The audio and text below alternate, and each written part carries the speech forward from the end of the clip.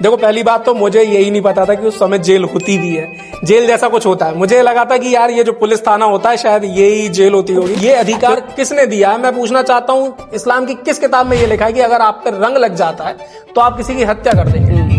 और वहाँ पे नीचे जो है भीड़ इकट्ठा हो गई थी, छेक लिया गया था आपको, है ना, धमकी वगैरह भी आती हैं, है ना, तो ऐसा कुछ हुआ है अभी? जो लव जिहाद में लड़कियां होती हैं, रेट लिस्ट ऐसी होती है कि जो कास्ट होती है उसमें ब्राह्मण लड़की का एक अलग प्राइस होता है 12 से 13 लाख रुपए।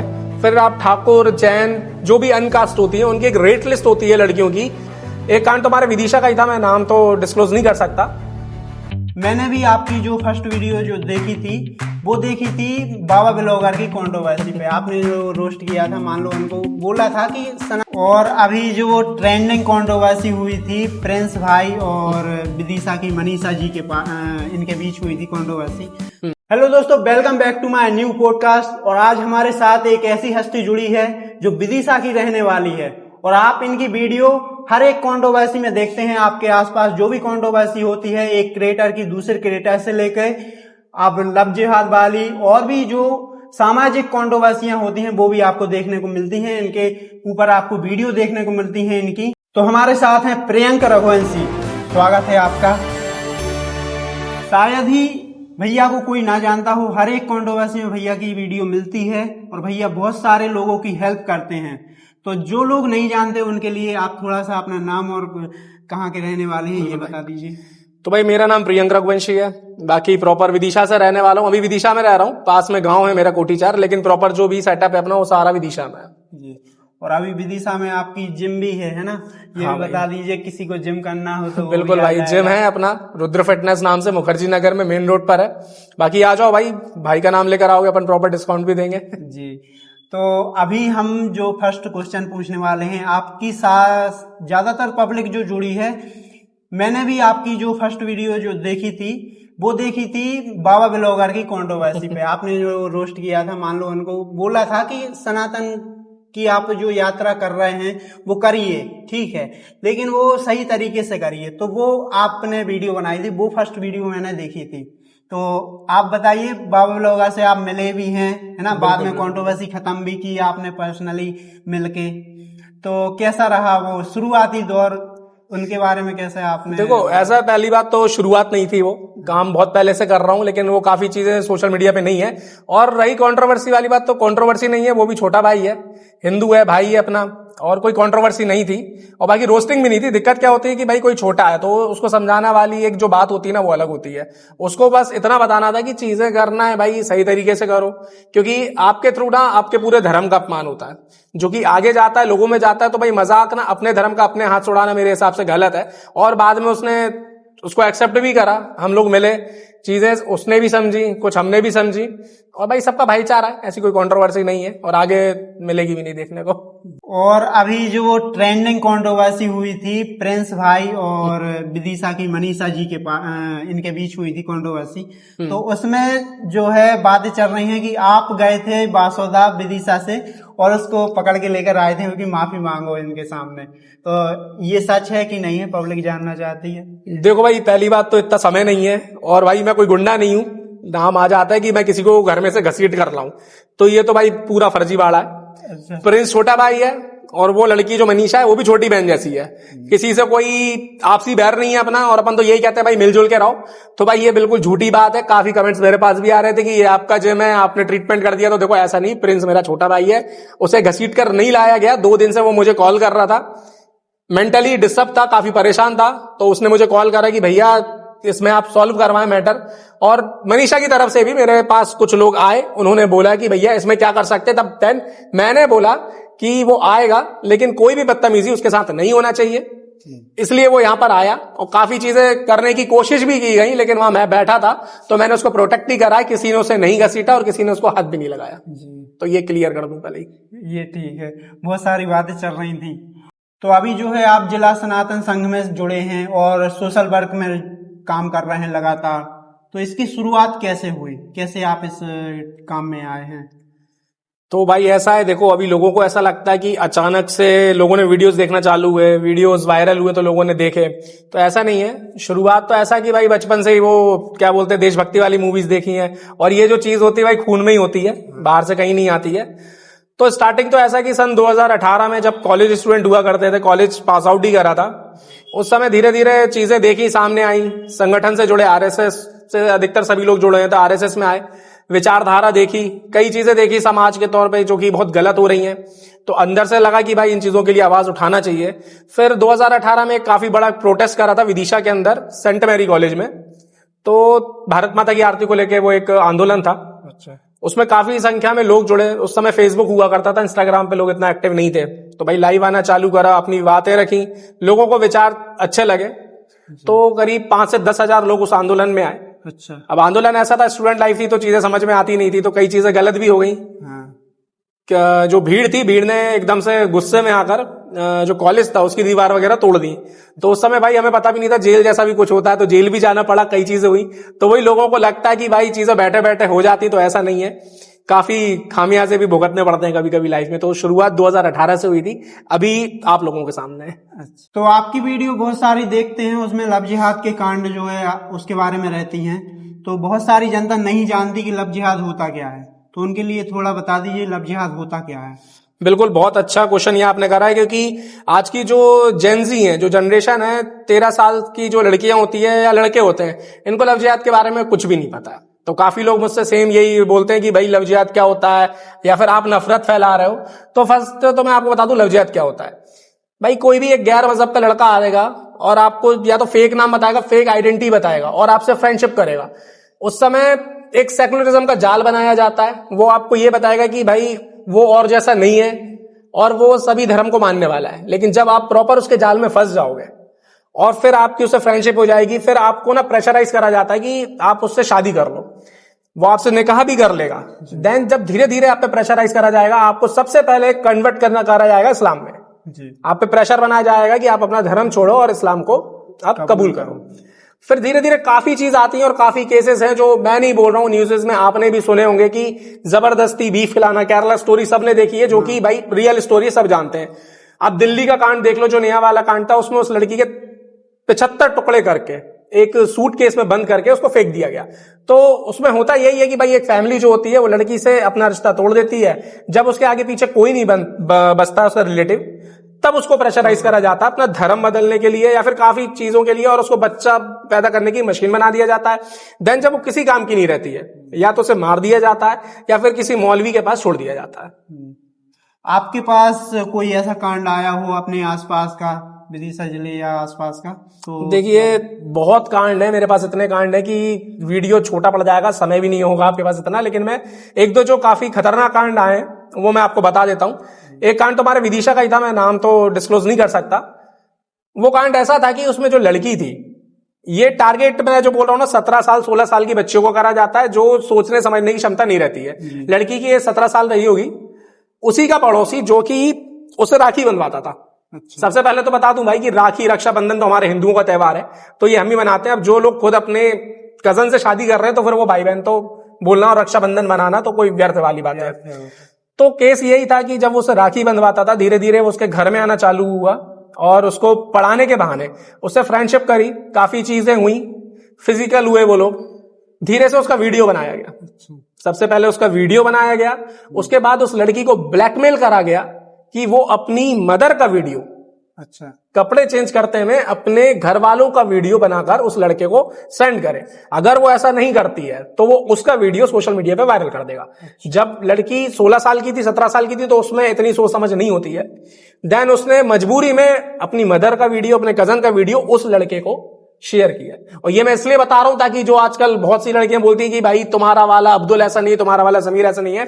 देखो भाई, अगर वो अब्दुल और समीर है ना तो वो ऐसे ही है और वो यही करेगा तुम्हारे साथ। तब हमारे पास खबर आती है जब वो वीडियो शेयर करती है कि ऐसा ऐसा मैटर है, अब आप आओ और कुछ करो। तब मैं और मेरे कई भाई जो बेचारे दिन भर काम कर रहे हैं धूप में, हम 10 बजे से सुबह रात के 11 बजे तक थाने में खड़े रहे, तब जाकर हमने उस पर FIR करवाई लड़के पे और उस लड़की को वहां से निकाला।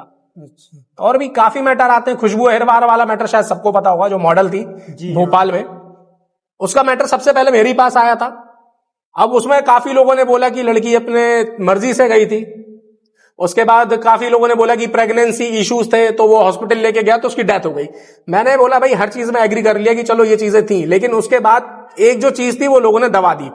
उसका एक फोटो वायरल हुआ था आधार कार्ड का, अच्छा, जिसमें वो लड़की बुर्का पहनी हुई थी। सबसे बड़ी बात तो यह है कि ये जो फेक आधार कार्ड था ये बनाया किसने, लिंक कहां से जुड़ी हुई है, कितने बड़े माफिया हैं जो इनके पीछे हैं। FIR नहीं लिखी जा रही थी।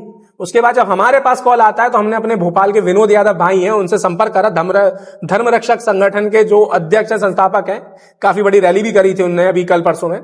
उनके द्वारा संज्ञान में लिया गया इस मैटर को और FIR करी गई खुशबू अग्रवाल वाले मैटर पर। ये जो लव जिहाद वाला मामला रहता है उसमें मैंने सुना है कि लड़कियों की रेट लिस्ट बनाई जाती है। बिल्कुल सही बात है। जो लव जिहाद में लड़कियां होती हैं, रेट लिस्ट ऐसी होती है कि जो कास्ट होती है उसमें ब्राह्मण लड़की का एक अलग प्राइस होता है 12 से 13 लाख रुपए। फिर आप ठाकुर, जैन, जो भी अनकास्ट होती है उनकी एक रेट लिस्ट होती है लड़कियों की। आप उनको फंसाते हो तो उसके अकॉर्डिंग आपको, अगर ब्राह्मण है तो 13 लाख मिलेगा, राजपूत है तो 10 लाख मिलेगा, जैन है तो फिर कुछ अलग अलग टाइप के अमाउंट होते हैं। और जो लड़के होते हैं उन्हें एक प्रॉपर फंडिंग दी जाती है। अच्छा, उन्हें लड़कियों को फंसाने की, उन्हें घुमाने की, उनका खर्चा करने की, उनके इवन बाइक दिलाई जाती है घुमाने के लिए, पेट्रोल का खर्च दिया जाता है। जैसे कि अभी भोपाल में शारिक मछली वाला एक मामला हुआ था जिसमें काफी बड़ा खुलासा हुआ था। हिंदू लड़कियों को फंसाकर उनके बड़े बड़े खर्चे उठाए जाते थे, उन्हें पब ले जाया जाता था, काफी शॉपिंग कराई जाती थी और बाद में उनको ड्रग्स जैसे जो होते हैं नशे की लत लगा दी जाती थी। अच्छा, तो ये फंडिंग कहाँ से आती है? अब ये फंडिंग तो भाई अपन नहीं बता सकते कहां से आती है। जो लोग कर रहे हैं वही मिलके शायद इसकी फंडिंग करते होंगे, और हो सकता है भाई पाकिस्तान से भी आती है तो कोई बड़ी बात नहीं है, क्योंकि इन लड़कियों को सप्लाई जो सऊदी अरब तक करा जाता है ये सब लोगों ने देखा है। मैं अपने मन से तो बोल नहीं रहा हूं, केरला स्टोरी सबने देखी है, कहां से ले जाके बॉर्डर पार कराई जाती है, और ह्यूमन ट्रैफिकिंग जैसे भी मामले सबने देखे हुए हैं जी। और इसके बाद जो अभी वो वहां पे रायसेन के किले से ऊपर से तोप चलाई गई थी और ईरान के सपोर्ट में वो तोप चलाई गई थी, उसका वीडियो बहुत ज्यादा वायरल हुआ। फिर आप भी वहां पे गए थे, है ना, और कोई भी गया था, नेताजी, ठीक है। तो वहां पे नीचे जो है भीड़ इकट्ठा हो गई थी, छेक लिया गया था आपको, है ना। तो उसके बारे में थोड़ा बताइए। रायसेन में पहले तो बता देता हूं कि रायसेन में अभी जो रोजे चल रहे थे उस समय पे एक तोप चलाई जाती है। देखो भाई, तोप चलाई जा रही है, ठीक है, होगा कोई तुम्हारी चीजें होंगी, हमें उससे कोई लेना देना नहीं है, लेकिन चीज ये है कि भाई आप यहां बैठकर ईरान के सपोर्ट में एक रील बनाते हो और तोप चलाकर एक तरह से कहा जाए तो चैलेंज करते हो कि आप ईरान का सपोर्ट कर रहे हो। उस ईरान का जो जब भी भारत और पाकिस्तान का युद्ध होता है तो बढ़ चढ़कर पाकिस्तान का सपोर्ट करता है। हम लोग वहां पर गए जब हमें इस चीज के बारे में पता चला, और प्रियंका कानून को भैया हैं जो राष्ट्रीय मानव आयोग अधिकार के सदस्य हैं, राष्ट्रीय सदस्य हैं, उनने संज्ञान में लिया इस मैटर को। फिर हम लोगों का रायसेन जाना हुआ। हम लोग सिर्फ वहां पर निरीक्षण करने गए थे जी। और हम कुछ ऐसा नहीं गए थे कि भाई हमें वहां पे दंगा भड़काना हो। मात्र 20-25 लोग थे जो गए थे। उसके बाद जब हम पहाड़ पर जाते उस तोप के पास, तो आसपास की जितनी भी मस्जिद थी वहां से अजान की आवाज आना चालू हो जाती है। अच्छा। अब आपको समझना होगा कि क्या स्ट्रेटजी होती है लोगों को इकट्ठा करने की, जो हम लोगों के पास नहीं है। जब मस्जिदों से अजान की आवाज आती है तो होता क्या है, जो एक विशेष वर्ग है वो मस्जिदों की तरफ जाता है, फिर वहां से सब लोग इकट्ठा होकर उस पहाड़ के नीचे आते, करीब करीब 200 से 250 लोग। अब वो भीड़ क्यों इकट्ठा हुई थी वो तो भगवान ही जाने, और मेरे ख्याल से मुझे ज्यादा बताने की जरूरत भी नहीं है। उसके बाद फिर पुलिस प्रोटेक्शन आती है, वहां पर पुलिस आती है, उसके बाद हम लोग वहां से निकलते हैं। वरना हो सकता है भाई काफी चीजें गलत भी हो सकती थी जो कि नहीं हुई। अजान हुई थी, अजान का टाइमिंग क्या रहता है, मतलब रेगुलर जो टाइमिंग रहती है वही है या फिर अलग से किया गया था? नहीं, मुझे तो नहीं लगता, मुझे तो ऐसा लगता है एक सोची समझी एक स्ट्रेटजी थी लोगों को इकट्ठा करने की। वरना पहले एक मस्जिद से आवाज आती है, देन दूसरी से आती है, आसपास की सारी मस्जिदों में अजान तब स्टार्ट होती है जब हम लोग ऊपर जाते हैं। बाकी मुझे तो ऐसा नहीं लगता कि कोई टाइमिंग थी, क्योंकि उसके बाद भाई तुरंत वहां पर आना, तो ये तो भाई एक स्ट्रेटजी थी लोगों को इकट्ठा करके एक जगह पर लाने की जी। फिर वहां से पुलिस प्रशासन ने आपको फिर? बिल्कुल बिल्कुल, पुलिस का एक बहुत बड़ा सहयोग था, पुलिस ने हमें सुरक्षा दी और फिर हम लोग वहां से निकले। प्रियंक भैया भी निकले। मेन चीज प्रियंक भैया की प्रॉब्लम थी, अगर कुछ चीजें होती तो काफी ज्यादा खराब हो जाती जी। तो जो वहां के जो ये कांड करने वाले थे उनके लिए कोई सजा वगैरह हुई? बिल्कुल बिल्कुल, तो जब वो रील वायरल हुई उसके बाद मैटर जब संज्ञान में आया, वायरल हुई वीडियो, तो उन लड़कों को जेल भी हुई थी। अच्छा। हाँ। और जो अभी रिसेंटली तरुण हत्याकांड हुआ है दिल्ली में, वहां पर जो है बच्ची के द्वारा रंग लगाया जाता है या गलती से हो लगता है, तो उसको आप क्या देखते हैं? अभी तक कार्रवाई नहीं हुई है। कार्रवाई हुई है जो बताया जा रहा है 40 लोग इकट्ठे थे उसको मानने के लिए, ठीक है, लेकिन अभी 16 ही जेल गए हैं, तो उसको आप क्या देखते हैं कि उसके बारे में? देखो, पहली बात तो मैं कहना चाहूंगा, जो उत्तम नगर में तरुण की हत्या करी गई है, कहा जा रहा है कि एक बच्ची द्वारा, मतलब जो कि उसकी भतीजी भी थी जी वो लोग होली खेल रहे थे, बच्चे गुब्बारा जाकर एक किसी महिला को लगता है जी जो कि दूसरे समुदाय से आती है। तो मेरा कहना इतना है कि जब हम बात करते हैं भाईचारे की, हम बात करते हैं सेकुलरिज्म की, मैंने तो कई भाई जो सेकुलरिज्म का ठेका, पहली बात तो आपको बता दूं, वो हिंदुओं ने लेकर रखा है। मैं अभी एक भोपाल का मैटर आया था कॉलेज का, मैं बता दूं, जहां पर हिंदू लड़कियों से रोजा इफ्तार की पार्टी कराई गई। अच्छा। तो क्या सारा सेकुलरिज्म का ठेका हमने लिया है? अगर होली पर कोई व्यक्ति बाहर जा रहा है और उसे रंग लग जाता है, तो ये अधिकार किसने दिया है? मैं पूछना चाहता हूं, इस्लाम की किस किताब में ये लिखा है कि अगर आप पर रंग लग जाता है तो आप किसी की हत्या कर देंगे?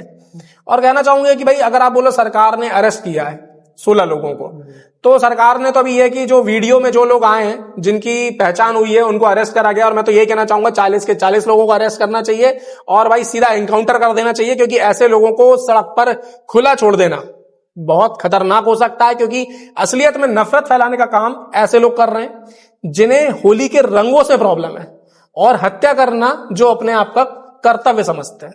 तो भैया आपसे एक सवाल था, बुरा मत मानना। हाँ भाई, कोई बात नहीं। वो ये था कि अभी जो आप लव जिहाद वाले बहुत सारे कंट्रोवर्सी लेते हैं, लड़कियों को निकालते भी हैं लव जिहाद से, है ना, ऐसे कांड से, तो बहुत सारे लोग आपसे जलते हैं या फिर धमकी वगैरह भी आती हैं, है ना, तो ऐसा कुछ हुआ है अभी? भाई धमकियां तो ऐसा है कि डेली आती हैं, और मैसेज खोलना ही बंद कर दिए हैं अब तो। काफी जो देखता हूं रिक्वेस्ट मैसेज में तो धमकियां भी आती हैं, गालियां भी पड़ती हैं, और काफी अपने ही वाले हैं जो चिढ़ते भी हैं भाई। काफी चीजें हैं, आसपास वाले बहुत सारे, काफी चीजें होती है। मैं कह रहा हूँ धमकी भी और हमले भी हुए हैं कई बार। अच्छा, एक बार हुआ है, हमला भी हुआ है। बताइए कुछ ऐसा कांड। भाई मामला ये था कि मैं आ रहा था, अब्दुल्लागंज से आ रहा था, तो टोल पर का कुछ चीजें थी, कुछ थे जिहादी टाइप के ही लोग थे, तो उन लोगों ने घेर लिया। उसके बाद काफी चीजें हुई, उनकी गाड़ी थी जो आगे लगी हुई थी, लड़ाई भी हुई और मारपीट तक हो गई थी। ये था कि जब हमने, मतलब मैंने उनको मारना चालू करा तब वो भाग गए थे वहां से। उसके बाद फिर पुलिस आती है, थाने भी ले जाते हैं हमको, 2-3 घंटे थाने में भी बैठना पड़ा, तो काफी चीजें बिगड़ती भी हैं। लेकिन भाई अभी तक सही सलामत है, तो देखो डरते तो नहीं है, ना धमकियों से डरते, ना किसी चीज से डरते हैं, और अभी भी आपके सामने अकेले ही आया हूं और अकेले ही घूमता हूं, तो कोई दिक्कत नहीं है उन चीजों से। और ये सवाल था कि जिम आपने इसीलिए खोली है क्या? या जिम पहले खोली थी या फिर ये काम पहले किया था, मतलब हाँ सामाजिक काम शुरू पहले किया था या जिम पहले किया? नहीं, जिम तो मेरी अभी 3-4 साल हुए हैं, काम मैं बहुत पहले से कर रहा हूं, लेकिन बाकी ये जिम से मतलब ये कि भाई एक फिटनेस भी जरूरी है। अगर आप सबको ही बोलना चाहूंगा भाई, देखो ऐसा है, जो हिंदू लड़के हैं, मैं सबसे पहले तो यही बोलना चाहूंगा कि सिर्फ जय श्री राम लिखने से फेसबुक पे, इंस्टाग्राम पर या चिल्लाने से, किसी भी रैली में जय श्री राम चिल्लाने से, नाचने से, डीजे पर हिंदुत्व नहीं आता है। सबसे पहले तो आप अपनी हिस्ट्री उठाकर देखोगे तो आपने यही देखा होगा कि जो हमारे पूर्वज थे, हम किस चेन से आते हैं। हमारे जो पूर्वज थे वो काफी बलशाली थे, हमने यही सुना है हमेशा। उनमें इतनी ताकत थी, चाहे वो भीम हो या प्रभु श्री राम हो, जिन्हें धनुष उठा लिया शिव जी का और तोड़ दिया, उनने भी मानव रूप में ही अवतार लिया था। तो सबसे पहले तो अपने शरीर का ध्यान देना बहुत आवश्यक है।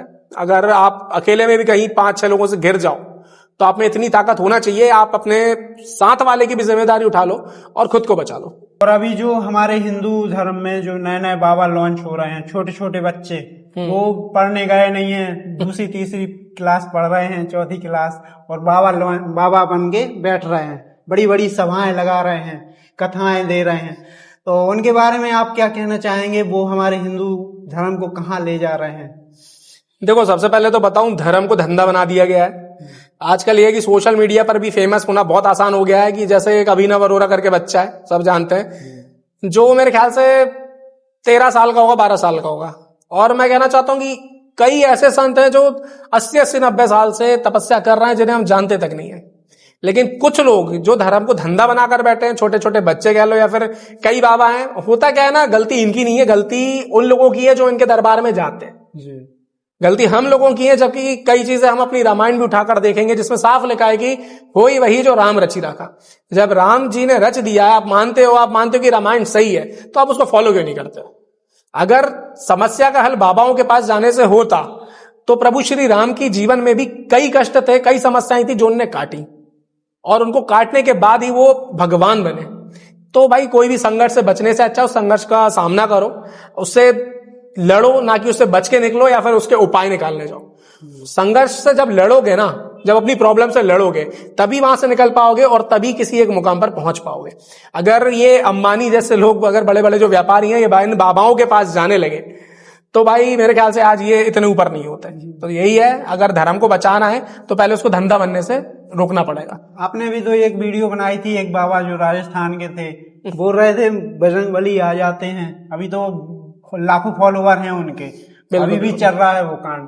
बिल्कुल बिल्कुल बिल्कुल, मैंने बनाई थी। बनाई क्या थी भाई, मैंने तो उसमें साफ चैलेंज करा था, अगर आप अपने, मैं आज भी आपके माध्यम से चैलेंज कर देता हूं कि भाई इतनी शक्ति है कि तुम धक्का मारकर दीवार तोड़ सकते हो।